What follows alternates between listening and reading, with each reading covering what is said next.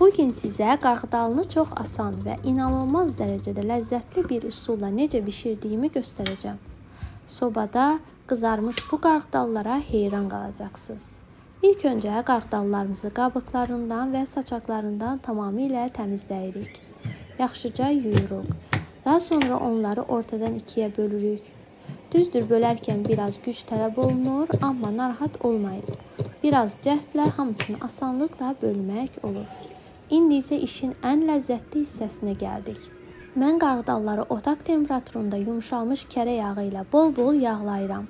Əgər istəsəniz zeytun yağı da istifadə edə bilərsiniz. Amma inanın kərə yağı ilə dadı tamamilə fərqli və möhtəşəm olur.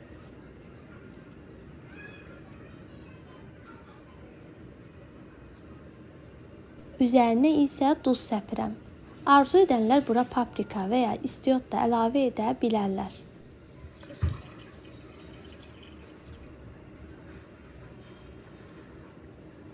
Yağladığımız qarğıdalları soba listinə düzürük. 180 dərəcədə 20-25 dəqiqə bişiririk.